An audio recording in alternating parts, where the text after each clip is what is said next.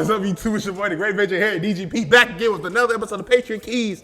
I told y'all, bulk recording. Again, enough talk. We're not even going to get into that, man. Be sure you hit that subscribe button, man. Leave a like on the video. And let's talk about this other news that's been circulating for the past week or so. Again, like I said, I've been messing up again, but follow me down below. It's on the right side of your screen, I think, right or left side, somewhere one of these two. Twitch, Instagram, follow me on there for all Patriot news, updates, all that great stuff. But Stephon Gilmore, man, it is apparent that anybody is available for the New England Patriots, and that includes Stephon Gilmore.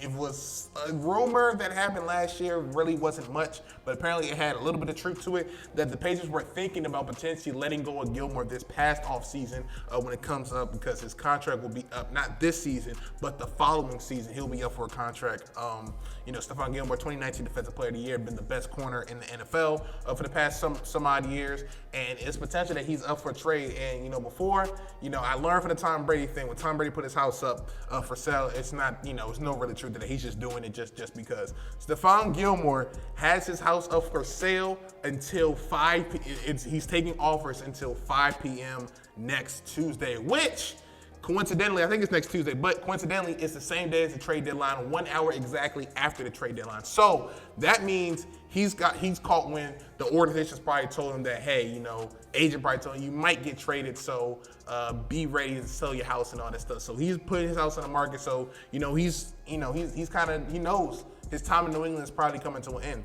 Now, what does that mean for if he does get traded at the trade deadline? I can see a scenario, Patriots trying to tank, Belichick likes to move on from a guy a year early than a year late. You saw what he did with Richard Seymour, Lawyer Malloy, those type of people. He likes to move on them a year early than a year late. And remember, when Darrelle Revis was up for contract negotiations, as he said in the clip, he talked about how, he wanted a certain number. And he said, well, Brady makes, $2 million less than that. So, you're not going to make more than Brady. Now Tom Brady's not there.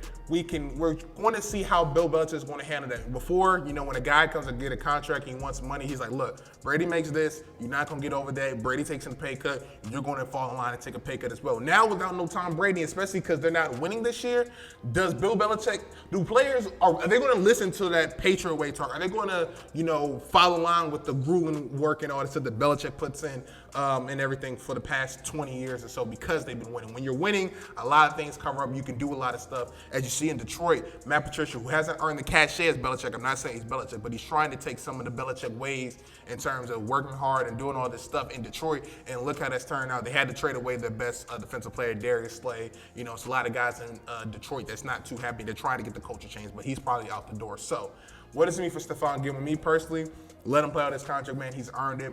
His contract's up after next year. What I would do is I would pay him just because I would love to see him there, but I understand Belichick, wants to move on a year early than a year late, and maybe, who knows, you can trade him this offseason for a second-round pick. But again, me personally, do not trade Stephon Gilmore. Let him play his contract out, and then let's go from there. The number he's going to look at, remember, he got a contract boost before the season, with some of the guys opting out and having more free cap. We ended up boosting his contract, giving him about a $4 million pay increase just for this year. But Jalen Ramsey, he just got paid, and he got, I think it was $20 to $21 million a year. Tre'Davious White got paid about $18 million a year. You have Jair Alexander, who's up after next year or the year after that, I believe. So, guys, hey, look, you're one of the best corners in the market now. You're looking at about $20 million a year. So we'll see how that's going to work out, man. It's crazy times in New England, man. But again, I would keep Stephon Gilmore, best corner in the game. That's just my thoughts. Let me know your thoughts down below in the comment section below. This is your boy DGP again. Another video coming soon. I'm about to actually record it right now.